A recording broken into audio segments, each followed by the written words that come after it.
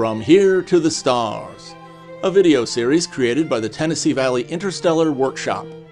The TVIW is a non-profit organization dedicated to thoroughly exploring the science and engineering that can eventually open up the reality of interstellar travel.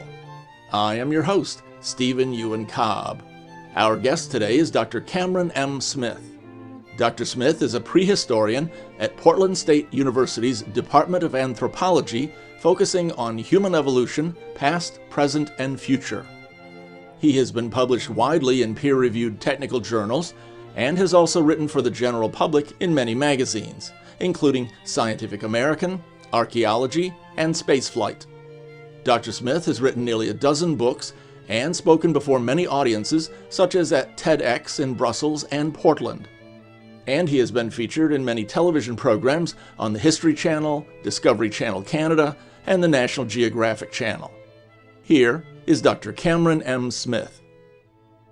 I see that you're on the schedule to speak at the 2016 Tennessee Valley Interstellar Workshop.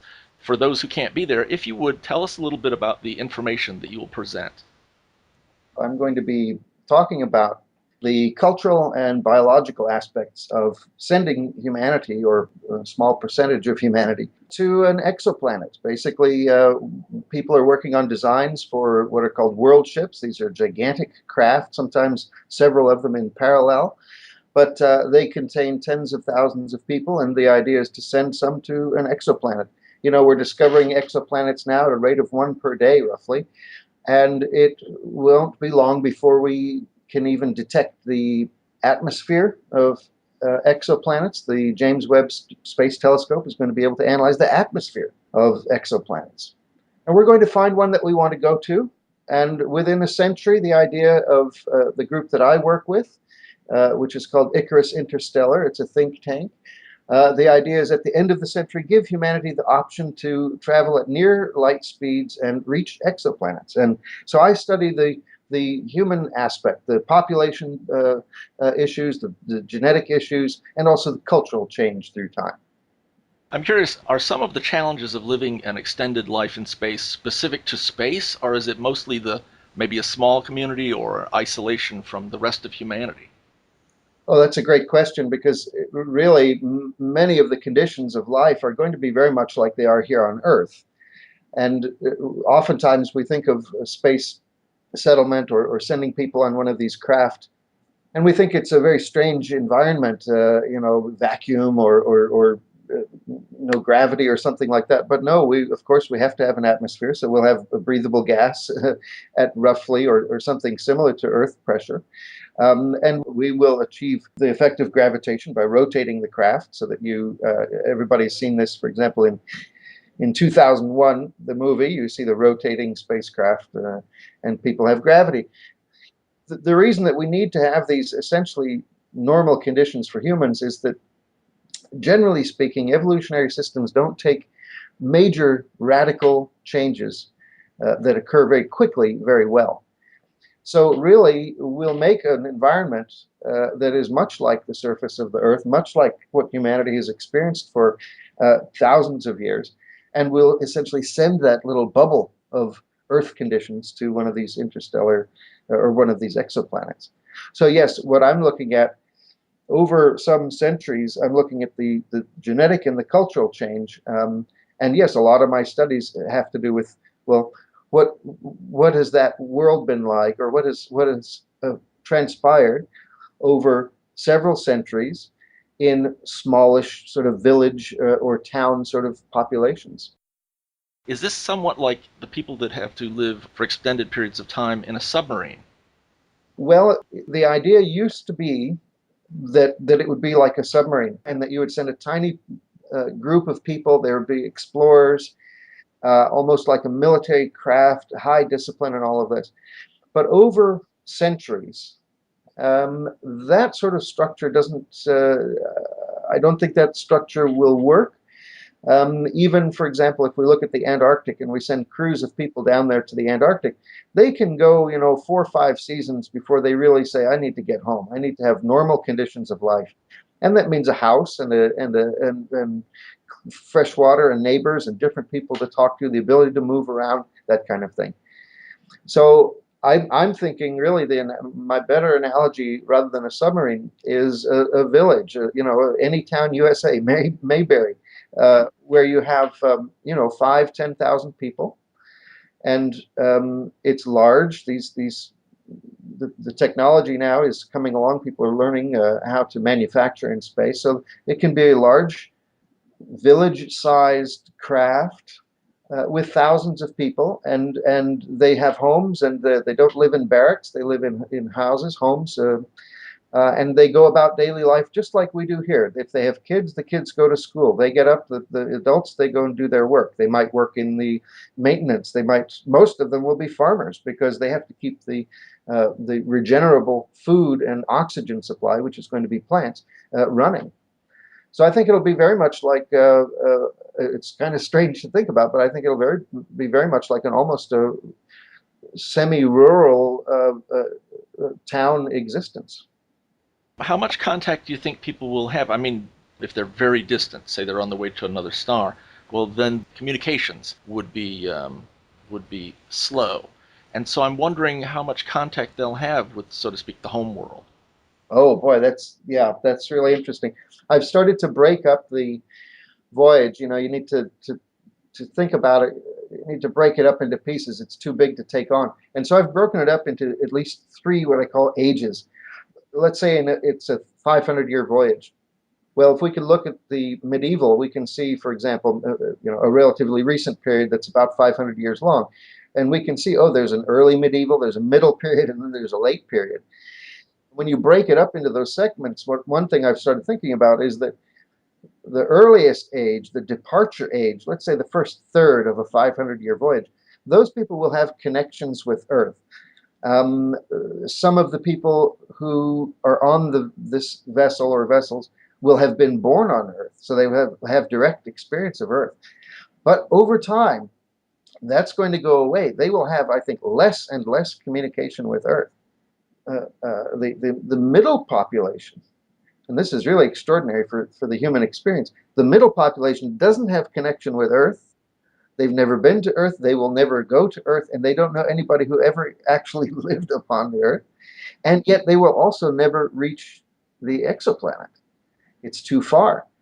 And that is well, that's worth thinking about. You know, what are their concerns? What will their priorities and interests and motivations be? And then the final phase or the final age of this 3-age time period is arrival. And now they're thinking about planetness again. They're back into the world of thinking about planets, going down to the surface of a planet, all of those issues. And so I think, yeah, over time, connection with Earth will be cut. And they might want to send messages back and forth, but they will have to be independent. They will have to be thinking and sort of motivated by their own cultural values. Do you have any sense of how big a community ship would have to be a healthy one? And I don't mean the physical size of the ship. I mean by numbers of people. Yes, some of my work has been in the population genetics and what population size do we need to maintain genetic health. You know, ecologists measure the health of any population, cheetahs or turtles or something, that the genetic health of a population is measured by its diversity. And that's because if everyone is the same, if everyone is genetically the same, they're very vulnerable to one factor, one disease, or one environmental variable coming along and wiping out everybody because nobody is a little bit different.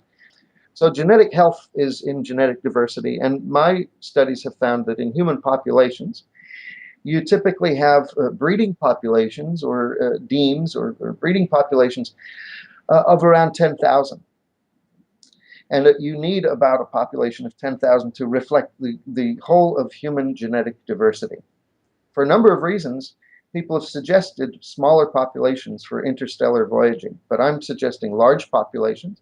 Another reason I suggest large populations is that in nature, vertebrates, which are a big group of life forms, much like humans, including humans, in nature, almost no vertebrate species has again one of these reproductive populations of less than about 7,000. And I'm taking all of my guidance for how to do this with a good chance of success from evolutionary biology. And so again, don't do something that is radically different for the genome or for human culture. And so I'm being guided by what do we know about, let's say, vertebrate population biology. With regard to specific numbers, I would send at least 10,000. I've done some modeling what happens in catastrophes or the spread of communicable disease, this kind of thing. And what I've suggested is numbers on the order of 40,000. So imagine 4 ships, each flying in parallel. Maybe they are just hundreds of kilometers from another. They're tightly packed, although they're not connected by tubes or anything. This is just one of many configurations, but each one of these 10,000 people aboard, a village.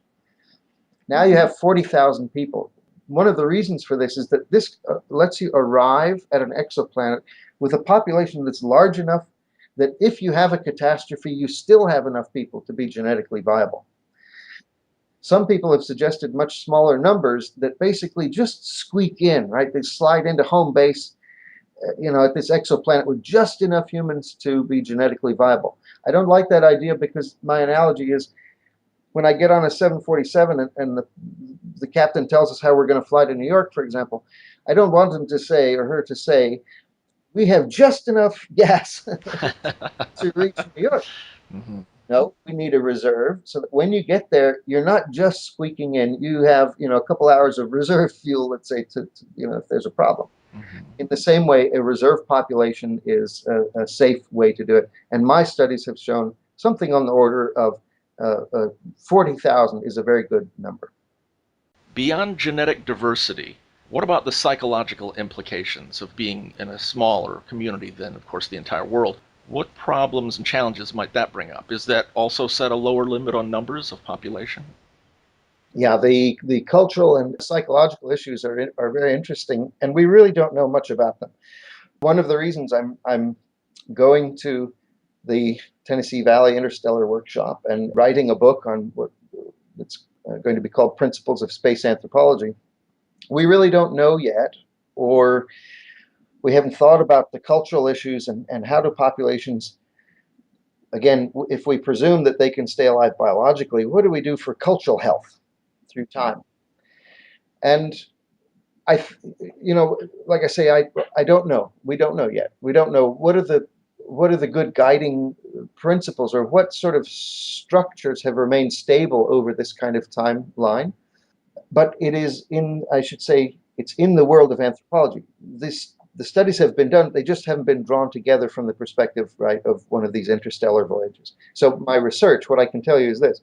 My research is going into looking at, again, village life, semi-rural, although there is an industrial component to it, but semi-rural village life of populations on the order of some thousands. And what's interesting is that it turns out after the invention of farming about 10,000 years ago, we get the idea that then, very rapidly cities and urbanism and civilizations pop up. But actually, in most places where farming was invented, people settled into populations of 8 to 10,000, something like this, sometimes smaller, but some populations on the order of what we're looking at. And they persisted. Those village life of sort of agrarian people oftentimes persisted for thousands of years before the invention of civilization and the interconnectedness and networking of the ancient states or ancient civilizations like the Aztec or the Sumerians. So a lot of my research is looking at, now I'll see if this is appropriate or not, but a lot of it is looking at the sort of early agricultural people. So they're doing farming, it's not hunting and gathering, they're doing farming and they're living in populations that are quite similar to what we're looking at for interstellar voyaging. And they got along. We don't know exactly how, we don't know their cultural structures and values, but that's being researched right now. Your work in building cheaper, simpler spacesuits has gotten a good bit of attention. If you would, tell us about your ideas for spacesuits. My idea with trying to build a simpler, lighter, cheaper spacesuits is simply that what we use today, the suits that we use today, they cost $50,000, and one of the barriers to space exploration is cost. And my objective has been to get it down to a $1,000 spacesuit, and our tests so far have shown that underwater, in altitude chambers, in cold chambers, and flying in helicopters, for example, to high altitudes, is showing that we're at roughly the Gemini or early Apollo spacesuit technology level. So I'm just trying to put in one little practical part of space exploration, in addition to my studies, for example, in genetics and population biology. Well, thank you, Doctor. I sure appreciate you taking the time for the interview. Thanks, Stephen.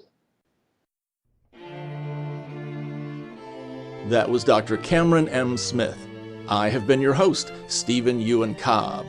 If you enjoyed this video, please click the like button, and you can subscribe to our channel for more such videos. On behalf of all of us here at the Tennessee Valley Interstellar Workshop, I thank you.